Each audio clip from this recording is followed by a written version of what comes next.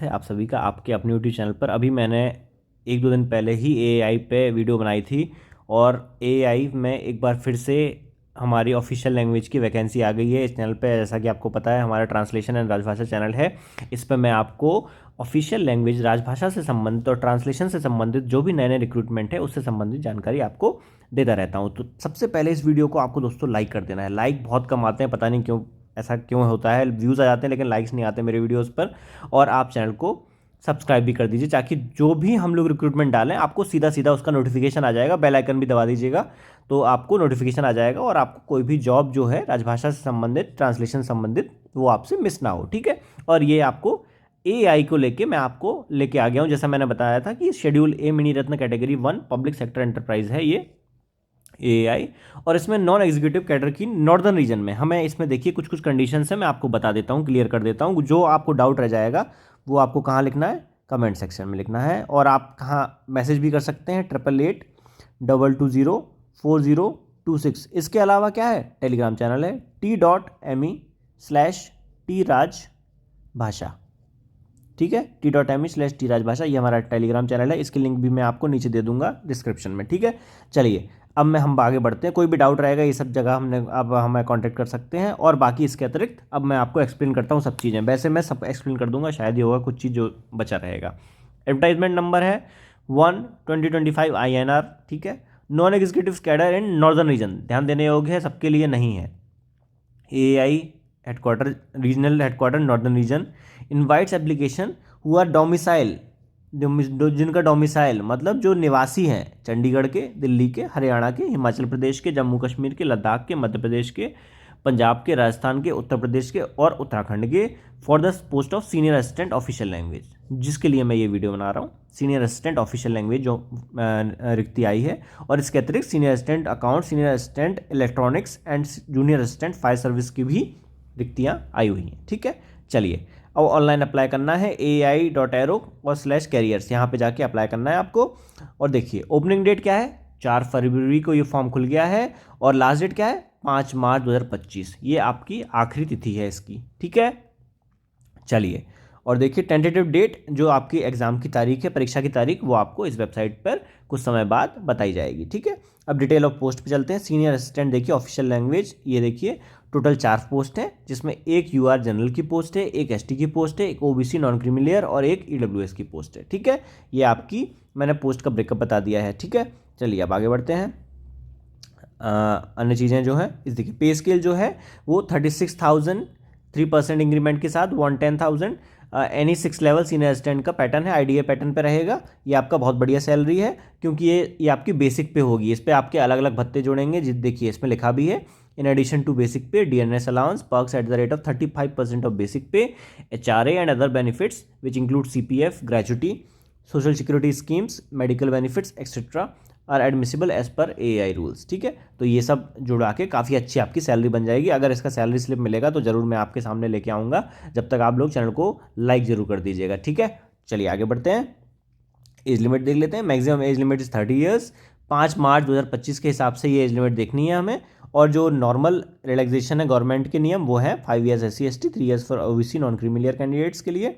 और यहाँ पे एक्स अग्निवीर के लिए भी दिया गया है, 4 ईयर्स ऑफ जिनने आर्म फोर्सेस में कर लिया है इनको 3 ईयर्स रिलैक्सेशन दिया गया है यहाँ पे।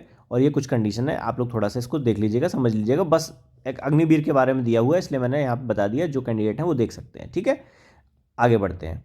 अब हम एज, क्वालिफिकेशन, एक्सपीरियंस पे बात कर लेते हैं। 5 मार्च 2025 के हिसाब से सीनियर असिस्टेंट ऑफिशियल लैंग्वेज, इसमें क्वालिफिकेशन क्या मांगी गई है, masters in Hindi with English as a subject graduation level, या फिर masters in English with Hindi as a subject at graduation level. समझ रहे हैं, मतलब अगर हिंदी में आपने मास्टर किया है तो आपका इंग्लिश सब्जेक्ट होना चाहिए ग्रेजुएशन लेवल पे, और अगर मास्टर आपने इंग्लिश में करी है तो आपका ग्रेजुएशन लेवल पे हिंदी होना चाहिए। ठीक है, दोनों का कॉम्बिनेशन बनना चाहिए।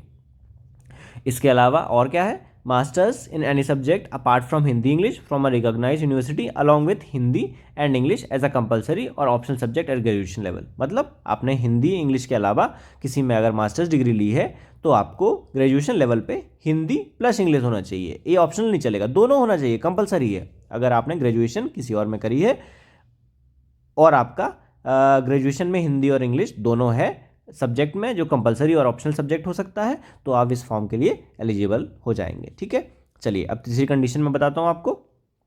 Masters in any subject apart from Hindi English from a recognised university along with Hindi and English as a medium as medium and compulsory optional subject or medium of examination at graduation level. Means if at graduation level Hindi is medium, then English should be as compulsory or optional subject, or if English is medium, that Hindi should be as compulsory or optional subject. समझ गए? अगर आपकी जो masters है वो हिंदी और English के अलावा किसी अन्य सब विषय में है ना, किसी अन्य विषय में है, तो फिर आपका क्या कॉम्बिनेशन बनना चाहिए कि क्या है, along with Hindi and English as a medium and compulsory. हाँ, मतलब क्या है कि अगर आपका हिंदी मीडियम से है, हिंदी मीडियम है, तो आपका क्या होना चाहिए, इंग्लिश एक सब्जेक्ट होना चाहिए। दिखा है ना। इफ एट ग्रेजुएशन, ये ग्रेजुएशन लेवल की बात हो रही है, ठीक है, ग्रेजुएशन लेवल की बात हो रही है। मास्टर्स आपका किसी अन्य विषय में है, तो ग्रेजुएशन लेवल पे हिंदी मीडियम है तो इंग्लिश कंपलसरी या ऑप्शनल सब्जेक्ट होना चाहिए, और अगर इंग्लिश मीडियम है तो हिंदी और कंपलसरी और ऑप्शनल सब्जेक्ट होना चाहिए। हिंदी मीडियम तो इंग्लिश एज सब्जेक्ट कंपलसरी या ऑप्शनल, और अगर दूसरा ऑप्शन क्या है, इंग्लिश मीडियम है तो आपका हिंदी कंपलसरी या ऑप्शनल सब्जेक्ट होना चाहिए। मतलब इन दोनों में से 1-2 कंडीशन में से एक फॉलो होने चाहिए, और थर्ड कंडीशन तो चाहिए ही है कि एक सब्जेक्ट में मास्टर होनी चाहिए। ठीक है, चलिए ये पॉइंट भी क्लियर हो गया है। अब हम आगे बढ़ते हैं।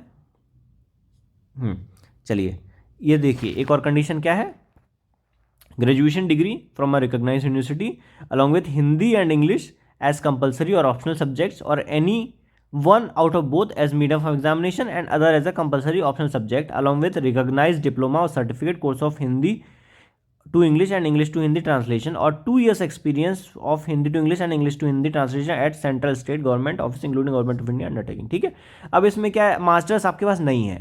अगर मास्टर नहीं है, सिर्फ ग्रेजुएशन की बात करें, आपके पास सिर्फ ग्रेजुएशन है, तो उस केस में क्या दिया गया है, along with Hindi and English as compulsory और ऑप्शनल सब्जेक्ट, और any one of both as medium. मतलब हिंदी अगर आपका मीडियम है तो आपका इंग्लिश ऑप्शनल या कंपलसरी सब्जेक्ट होना चाहिए।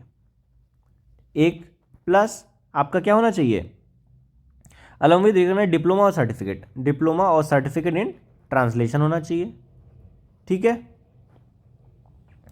डिप्लोमा सर्टिफिकेट इन ट्रांसलेशन होना चाहिए, और अगर ये नहीं है तो इसके अतिरिक्त मतलब और में क्या होगा, 2 ईयर्स एक्सपीरियंस, 2 ईयर्स का एक्सपीरियंस सेंट्रल और स्टेट गवर्नमेंट में होना चाहिए। समझ गए। इसी का रिवर्स भी हो सकता है कि इंग्लिश अगर मीडियम से है तो हिंदी आपका ऑप्शनल या कंपलसरी सब्जेक्ट हो सकता है, और उसके साथ आपको क्या चाहिए, diploma and certificate course in translation, या फिर अगर ये नहीं है तो 2 साल का अनुभव भी चल जाएगा। समझ गए। चलिए आगे बढ़ते हैं। चलिए, in addition to qualification criteria computer literacy test in MS office, ये भी आपको देना पड़ेगा, और इसमें देखिए 2 साल का अनुभव भी मांगा हुआ है, relevant experience in concerned discipline. ठीक है, तो 2 साल का अनुभव भी आपको चाहिए इसमें, इस पोस्ट के लिए एलिजिबल होने के लिए, जो है आपकी सीनियर असिस्टेंट। ठीक है, चलिए अब आगे बढ़ते हैं। सिलेक्शन प्रोसेस सिलेबस देखिए, सिलेक्शन प्रोसेस क्या है, रिटन एग्जाम होगा, कंप्यूटर बेस्ड टेस्ट जिसकी 2 घंटे का होगा, computer literacy test in MS office Hindi जो क्वालिफाइंग नेचर का होगा। अगर ये जो CBT है इसी के बेस पे आपकी मेरिट लिस्ट बनेगी, और फिर लास्ट में डॉक्यूमेंट वेरिफिकेशन होगा। तो candidate who qualify CBT shall appear for CBT computer literacy test later on.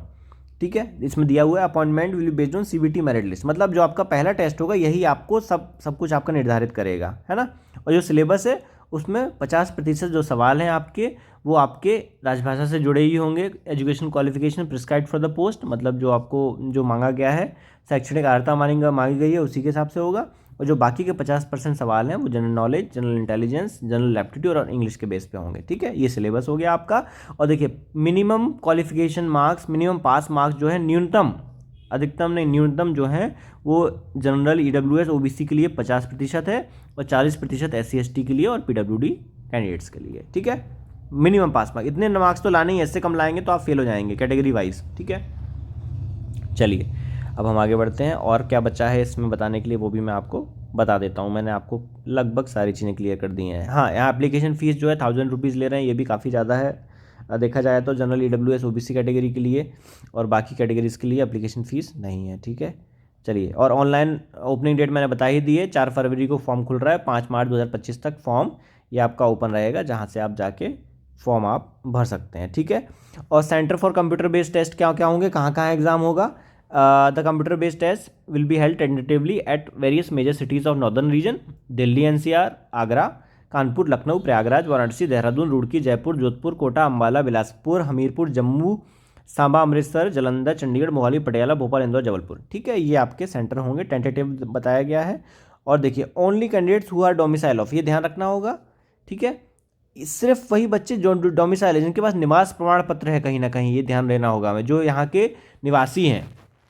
Domicile of Chandigarh, Delhi, Haryana, Himachal Pradesh, Jammu Kashmir, Ladakh, Madhya Pradesh, Punjab, Rajasthan, Uttar Pradesh, Uttarakhand can apply for the above post. ठीक है, और इसमें और कुछ बताने वाली बात है, 5 मार्च के हिसाब से आपका सब एज, एजुकेशनल क्वालिफिकेशन वगैरह होना चाहिए।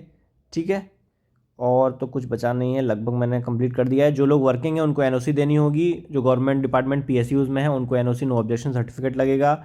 ईडब्ल्यूएस कैंडिडेट के लिए है, देखिए ईडब्ल्यूएस सर्टिफिकेट देना होगा फाइनेंशियल ईयर 24-25 के लिए जो वैलिड हो। ठीक है, तो ये मैंने आपके सामने पूरा फॉर्म खोल के रख दिया है। अब किसी तरह का कोई डाउट हो तो कमेंट सेक्शन में पूछ लेना। वीडियो को लाइक करना ही मत आप लोग, क्योंकि आप करोगे नहीं मेरे बोलने के बाद भी, लेकिन चलो अगर कर दोगे तो अच्छी बात है, नहीं करोगे तो भी अच्छी बात है, मैं बुरा नहीं मानता। ठीक है, और चैनल को सब्सक्राइब भी कर दीजिएगा। ठीक है, कुछ लगे तो t.me/t राजभाषा हमारा ज्वाइन कर लेना, वहाँ पे हम लोग डाल देते रहते हैं, सब अपना ज्ञान देते रहता हूँ, थोड़ा बहुत मैम भी देते रहती हैं। और इसके अलावा जो हमारा नंबर है 8882204026 पे आके आप हमें कोई कोर्स, कोई हमारा जैसे हम ट्रांसलेशन का कोर्स चलाते हैं, ट्रांसलेशन का इवोल्यूशन करते हैं, ऐसे जो है ऐसे और ट्रांसलेशन, ये जो हमारा कोर्स चलता है, इस पर हम लगातार हमारे बच्चों को गाइड करते हैं, नॉमिनल फीस लेते हैं और उस पर हम आपके चेकिंग करते हैं ट्रांसलेशन और ऐसे की। ठीक है, इस नंबर पे आप कॉन्टेक्ट करके व्हाट्सएप मैसेज कर सकते हैं, कॉल मत करना, कॉल मैं नहीं उठाऊंगा। ठीक है, पहले से बता दे रहा हूँ।